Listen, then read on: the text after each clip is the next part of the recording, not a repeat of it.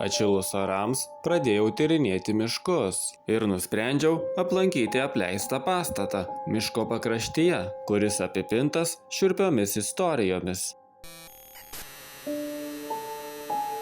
Girdėjau istoriją apie čia rastą pakaruoklį.